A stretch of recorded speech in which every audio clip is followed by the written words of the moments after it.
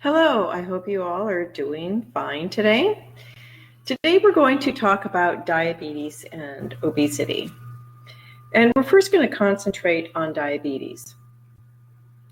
Now, when we talk about diabetes, I know that you guys are coming from med-surg, and so that you know a lot about diabetes. You know the pathophysiology of diabetes, you know how to manage diabetes, and you also know the medications used for diabetes. So when we talk about diabetes in this course, we're basically talking about diabetes in the pregnant woman. Now, when we talk about diabetes in the pregnant woman, we really are talking about two types.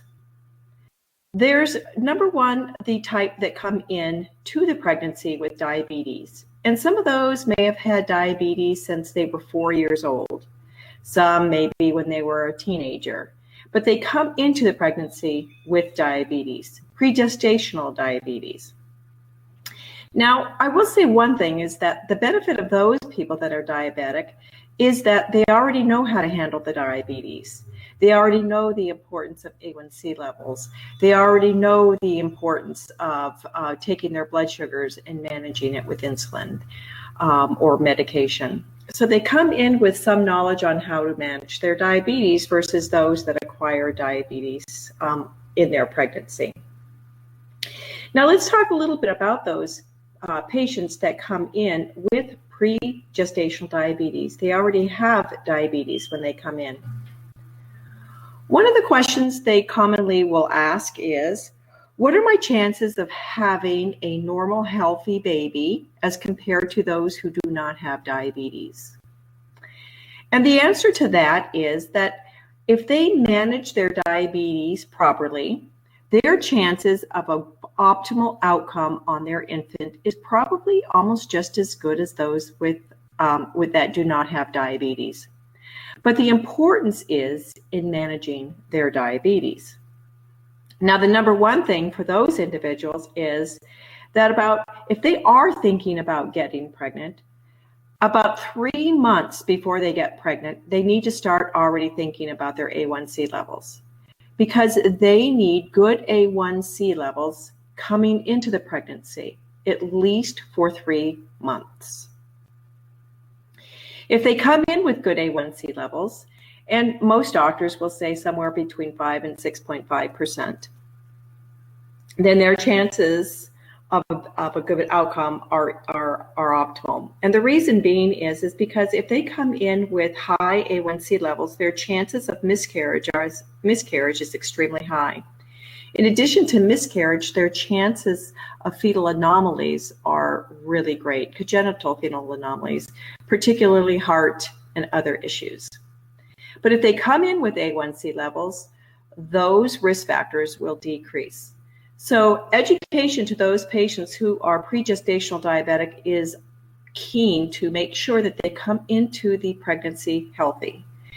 And a perfect example of that would be my daughter had a friend in 3rd grade, and her friend in 3rd grade came in on the first day, and she told all her friends in the whole classroom on how she has diabetes, and she showed them how she checked her blood sugar and how to take insulin. She had been diabetic since she was 4 years old, but she had had good education. Her mother managed her diabetes and taught her daughter well. Fast forward that to me as a nurse in labor and delivery when she became my patient. She came into the hospital. She was pregnant. She went into her pregnancy with good A1C levels, and it was very difficult, her pregnancy, to maintain blood sugars and do everything she could. But in the end, she had a healthy baby boy. And again, she had another baby that was a healthy baby girl. So she had 2 good outcomes because she managed her diabetes, went into the pregnancy healthy, and managed it with several others. She had a perinatologist, she had a nutritionist, she had extra lab work, extra testing, and several other things, but her outcome was good. Now, the other type of diabetes that we encounter in pregnancy is the gestational diabetic. And those that have no history of diabetes when they come into the pregnancy. In fact, I have a friend, fellow nurse, that exercised, was in excellent shape, good weight, and everything else.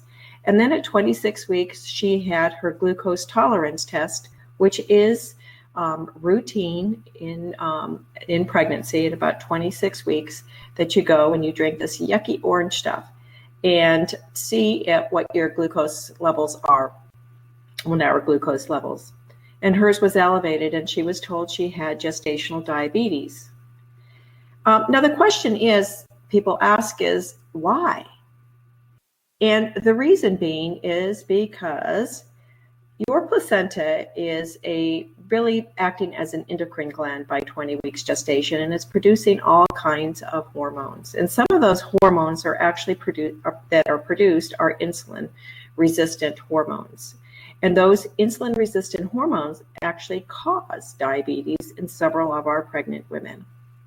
And so diabetes actually puts you in a diabetic state, meaning it causes diabetes on some women. And that's why we routinely check everybody at 26 weeks to see what their glucose level is with the glucose tolerance test, so that we can identify and get them the help they need. Now, the interesting about these people is if they do become diabetic, there's two types. There's diabetes A1, and those are kind of on the borderline. They're diabetic, but they can control it with diet and exercise. They will be checking their blood sugars, and they will be on a strict diet, and they will be contacting a nutritionist. And if they haven't exercised before, a lot of times we'll have them go walking, particularly after meals, which is best. But the thing is many of them will need medication, whether it's oral or sub-Q. And those are the people that really need a crash course. All of them do, because they've never checked their blood sugars. They've never managed diabetes before. And particularly those that are put on medications, they need a lot of learning on how to detect low blood sugars and high blood sugars, etc. So there's a lot of education involved in those that become diabetic afterwards. And a large proportion of our patients do. Again, we check them at 26 weeks to make sure that they're okay. Now we have the pre-gestational and the gestational. Now they're all considered diabetics in our pregnancy beyond. And in the last trimester, they're all really considered for the same risk factors. And all diabetic patients in the last part of their pregnancy are at risk for stillbirth and polyhydramnios and some other issues, and particularly macrosomia. Macrosomia are large babies. About 50% of diabetics actually have macrosomia. So these patients require extra monitoring because of their chances of fetal demise. They actually have to have non-stress tests, which is basically putting them on fetal monitors and making sure they have accelerations with fetal movement or contractions, and that the baby is looking good. And sometimes we'll do ultrasounds. Most of them will have ultrasounds. We check for amniotic fluid index, which will tell us if they have too much amniotic fluid or too little. We will also do a biophysical profile, which is looking at 5 points, and we'll talk about that in another time too. But actually, they're looking to make sure the baby's heartbeat is okay, the baby is moving, the baby is practicing breathing, and the movement, and they have good flexion and those types of things. And so we can tell if baby is doing good, but we have to monitor these babies a little bit more carefully because of the risk of stillborn, and we don't want this to happen.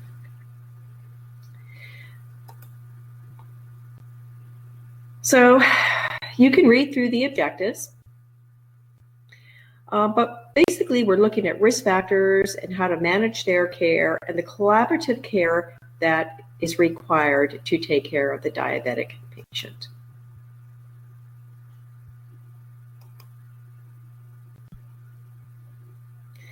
When we talk about diabetes in pregnancy, basically gestational diabetes is any degree of glucose intolerance. Again, pregnancy is a diabetic state, which we talked about, meaning that pregnancy can cause diabetes due to the hormones that are causing insulin resistance. We also know that well-managed diabetes can result in the same outcome as other pregnant women. Again, diabetes complicates more than 200,000 pregnancies each year, with a direct correlation with obesity. Again, There's increased insulin resistance due to hormones secreted by the placenta that are diabetogenic. These hormones include the growth hormone, the human placental lactogen, progesterone, and the corticotrophin-releasing hormone. Again, for your sake, you'll just need to know that there are hormones that cause increased insulin resistance. Whenever we talk about diabetes and pregnancy, we use classification systems. We have those with the pregestational diabetes, those that are known prior to, and then the gestational diabetes that acquire it during pregnancy. The classification that we use is the White classification. White's classification includes those with gestational diabetes, which we already kind of touched bases on. Those people that come in and acquire diabetes during pregnancy are either class A1 or A2. A1 means it's diet controlled with some exercise.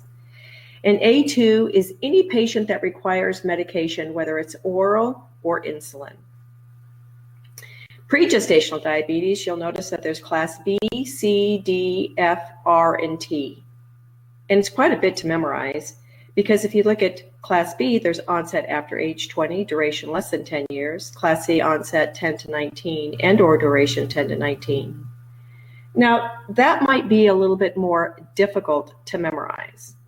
So what's important here is that you know that there is the White's classification. There's the gestational diabetes, which is easy, class A1 or A2. Pregestational diabetes, if you look at it, it's just kind of looking at the duration and the intensity. Class B is basically they haven't had diabetes too long. Whereas if you go down, class R is where the retina is involved. And then the last one where the kidneys are involved. And believe me, it does happen. I've had patients that are on dialysis during their pregnancy. So it does happen. But I'm not going to make you memorize the pregestational diabetes, class B, C, D, F, R, and T, because even when I'm in the working station, if I have a pregestational diabetic, I will look up the classification to determine what she is. So for the White's classification, be aware of gestational, which is easy, which is class A, 1, and 2, and pregestational diabetes, which is class B through T, but do not go, and you do not have to memorize those. Now, remember I mentioned that, when we talk about nursing, we're always talking about good outcomes, and a lot of those is prevention. And so at 26 weeks approximately, patients are told to go to the lab, and this is what they drink, is this wonderful glucola. They drink that, and then about an hour later, they test their blood sugars to see how well they can tolerate the glucose. If these are slightly elevated, and then they will have to go for a 3-hour glucola test. If they're extremely elevated, then they're already probably going to be categorized as gestational diabetes. But this is what all pregnant women do at about 26 weeks gestation, unless they already have diabetes, of course. Now, when we talk about gestational diabetes, it also affects the baby as well. Now, in diabetes, when moms get it, those that come in with diabetes, we know that in the very, very first trimester that they have trouble with hypoglycemia. A lot of it too is because they're nauseous and they're not eating as well and other things too, but they're more prone for hypo. In the second and third trimester, diabetics, whether they're gestational or pregestational, are all really more likely to have hyperglycemia, meaning extra sugar in the blood. When we get our patients in labor and delivery and postpartum, they're more prone for hypoglycemia. But if we think about in the second and third trimester, these patients have more sugar in the blood. Well, the blood brings this extra glucose to the fetus, and the fetus in response to this extra glucose will make more insulin to handle the extra glucose, which is good. But even with this extra sugar, that baby is getting really happy with all this sugar, and it's actually probably getting big, meaning macrosomia, because of the extra sugar. So the fetus becomes bigger or larger than normal, which we call macrosomia. With the mom delivers, because of this macrosomia, and all diabetics are prone to this, a lot of times we will medically induce these patients at 38 weeks to prevent shoulder dystocia and other problems with a large fetus. So again, that would be cause for medical induction for a large fetus. Now, think about it for a second, though, is that this baby makes all this extra insulin because of all this extra sugar coming to it from mom's bloodstream. Now, once this baby is born and the cord is cut, the baby is no longer receiving mom's blood, which has all this extra sugar. And that's why babies are extremely susceptible to hypoglycemia. And we have blood sugar protocols, glucose protocols in all hospitals. If moms are diabetic or there's macrosomia, we check babies' glucose extremely, probably about every half hour, because they are extremely prone to low blood sugars. And if you had been in the clinical setting, you would see this. Very strict protocols, and every hospital is a little bit different on what their protocols, but usually they're going to be checking blood sugars every 30 minutes. And some of these babies end up in the NICU until they're stabilized.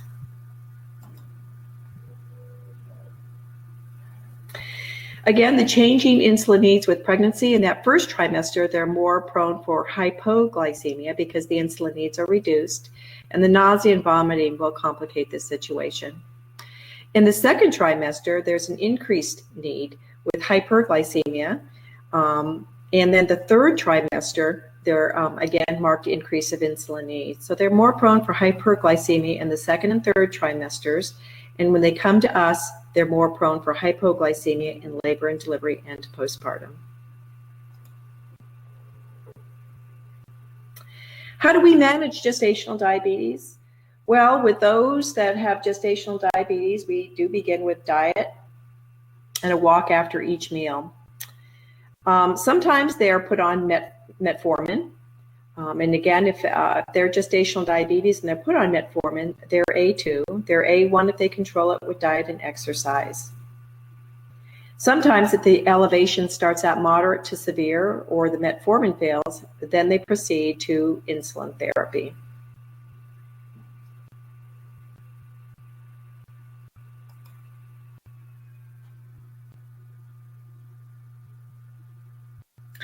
Many times, pre-gestational diabetics will have an insulin pump, or sometimes they'll use subcutaneous insulin, but oftentimes they'll have an insulin pump, and sometimes even our gestational diabetics will proceed to that.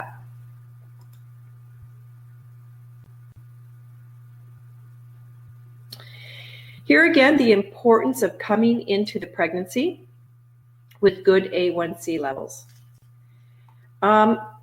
The levels should be anywhere between 5 and 6%, but some providers will say 5 to 6.5% is good. We know that if the A1C levels are near 10%, they're associated with fetal anomalies at a rate of almost 25%. Okay. That's pretty high. So the importance of those pre-gestational diabetics coming into the pregnancy with good A1C levels is extremely important. Now, with a lot of diabetics that become gestational diabetes,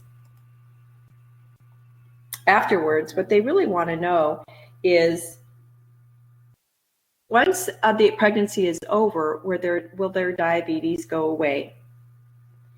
And most of the time, yes. There are some cases where the mom will end up being diabetic for the rest of her life and on insulin. And I would say this is that those that did have gestational diabetes are at a higher risk later on for acquiring diabetes in life. So it's kind of a good moment for education for them on the importance of staying healthy with good nutrition and exercise. Now, managing diabetes in pregnancy, we do, because of the high risks towards the end, we may begin fetal monitoring starting at anywhere in between 28 and 32 weeks, depending on their glycemic control. We want to make sure babies are doing okay. We also start to assess growth at about 36 weeks because we know of the increased risk for macrosomia. And if needed, those patients will be induced prior to their due date. And most cases they are. They're probably going to be delivered anywhere between 38 and 39 weeks, particularly if they have macrosomia or poor glucose control, or IUGR, which is intrauterine growth restriction. Now, interesting enough, I mean, even working in the clinical setting, I would say that I've dealt with fetal demise, but I would say probably the ones that I remember the most are those diabetics that came in out of control, not feeling the baby move, that ended up with fetal demise, and they were having poor prenatal care, not making their appointments and such, and it was very, very traumatic. So for instance, I remember once we got a patient who was 36 weeks. She had limited prenatal care, particularly she had a couple appointments in the beginning, but she hadn't been to a doctor in a couple of months, and she came in for some asthma. But the problem is that her blood sugar was extremely high. She wasn't going to her prenatal care visits, and she was extremely high for bad outcomes. And because we knew that if we discharged her home, we may not see her again, we were afraid of fetal demise or other bad outcomes. And so she actually was induced right then and there to get the baby out. They thought better now than waiting for something else to happen. So it's really important that these patients follow their prenatal care guidelines and their testing. Now, a lot of times we say, oh, patients are not compliant.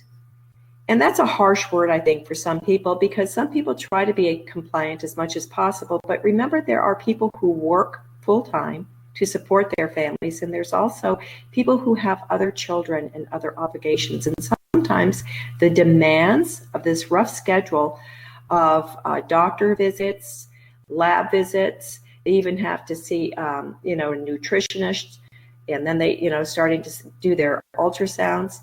It becomes quite overwhelming for them. So a lot of times they try to be as compliant as possible, but sometimes the compliance is very difficult for our patients. The important thing on that is to not judge.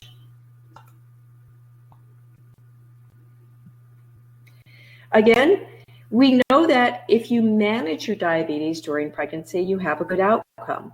That management can be really, really rough, because you'll probably have to go to a perinatologist, an endocrinologist, regular visits with the nutrition, A1C levels every trimester, fetal echocardiogram in a lot of cases because of the fetal anomalies, ultrasounds, eye doctors, kidney and liver function tests, prenatal labs, and then adjustments of medication to require as every extra visits. So there's a lot to do to promote good outcomes. Nutrition and exercise is really important. Those that need to learn home self-glucose monitoring, sometimes it's a little challenging. And especially if we have to include some medical therapy if glycemic control is not achieved with diet and exercise, which would include glyburide, metformin, or subcutaneous insulin. It's very important, though, that these patients adhere to antenatal monitoring appointments for good outcomes.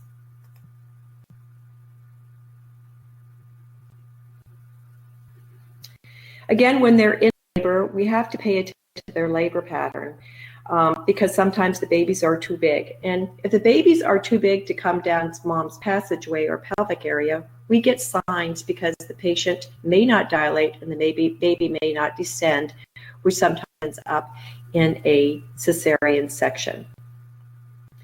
When they are in active labor, a lot of times we'll be doing hourly blood glucose monitoring and hourly insulin drip dependent on what their glucose levels are. Again, if they are diabetic, pediatricians and delivery staff is notified, particularly if the patient has had poorly controlled blood sugars during their pregnancy or during their labor.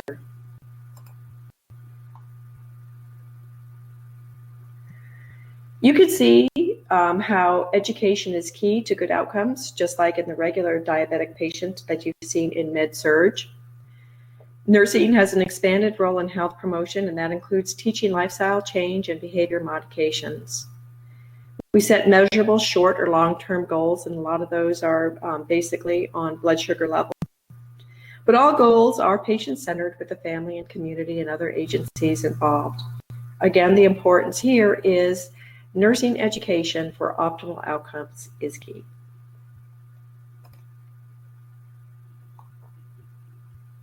We know that the most common clinical implication is fetal macrosomia, a large baby, which results in shoulder dystocia.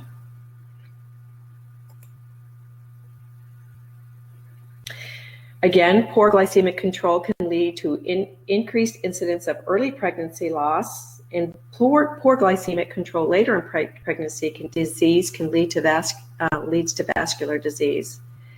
Macrosomia occurs in 40 to 50% of all diet pregnancies, which shows you that this is a macrosomia.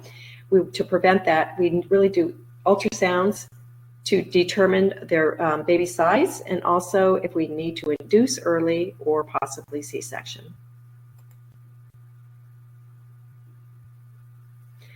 Again, hypertensive disorders occur more frequently in women with pregestational diabetes. Polyhydramnios also occurs 10 times more with diabetes. Infections are more common. Stillbirth is a significant risk, and congenital anomalies are more common with diabetic pregnant women.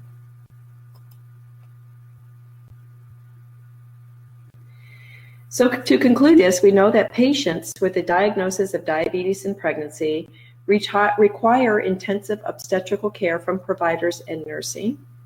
Nursing education is key for optimal outcomes. And even we know that if we manage their pregnancies and they're compliant, or that they really try their best, a healthy outcome can be expected. A healthy outcome is the most important goal. And again, education is key for those outcomes.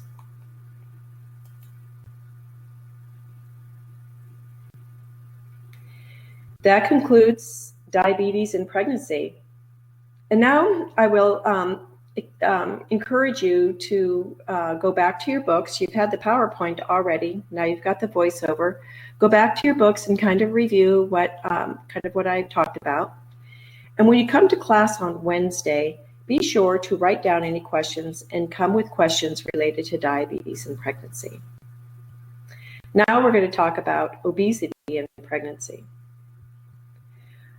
We know that U.S. women are dying from childbirth at the highest rate in decades.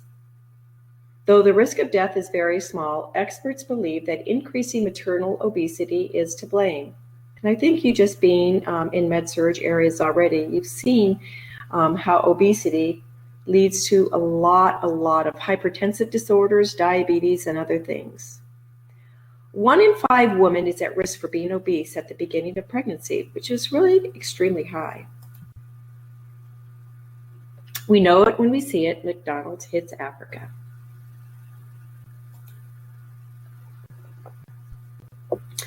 We know when we talk about obesity, we usually look at the BMI. And if we look at these two men, they both have a BMI of 40, but we also know that probably the one on the right is at a higher risk. So there's also new studies to suggest that maybe we should look at factors in addition to the BMI, but currently we're still using the BMI to define obesity. Again, underweight would be a BMI of less than 18.5. Severely obese would be greater than 40. And I think you probably have already had this in Med-Surg. If not, go ahead and review.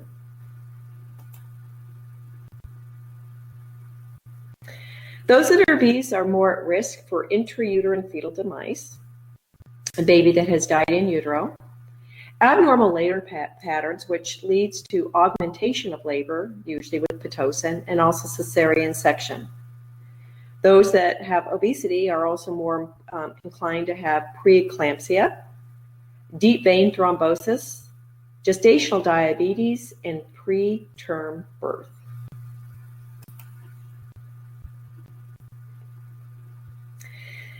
We also know that these patients, because they're more prone for labor dysfunction and needing augmentations and cesareans, they have up to a 3 times higher rate of cesarean. Most of these were attributable to diabetes and hypertension with obesity.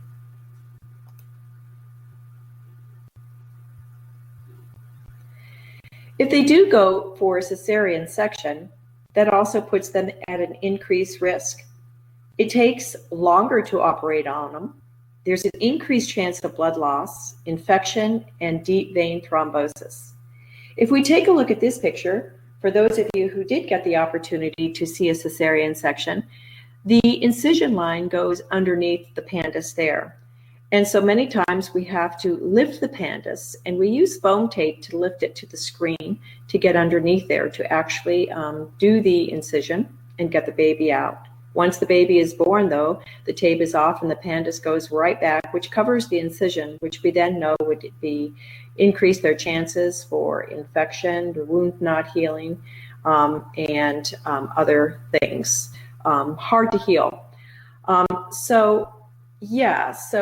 Obesity can lead to problems, especially when they end up being operated on to get the baby out for a C-section. Again, you can see here more closely some of the problems that may occur just by having to do the incision here. A lot of times they may go a little bit above, but again, that would be a little bit more difficult to heal.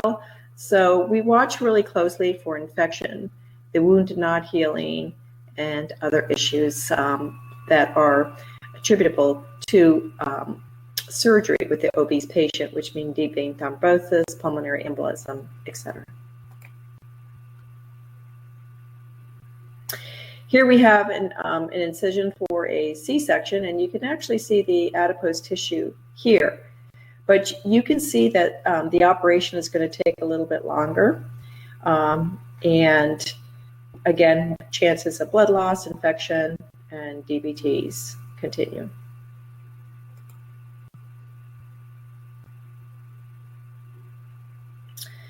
In addition, obesity causes anesthesia issues. Many times we give the spinal or we give a epidural, and many times it's hard for the anesthesiologist to fill the spaces and actually get anesthesia in properly, and it's just a little bit more challenging for the anesthesiologists.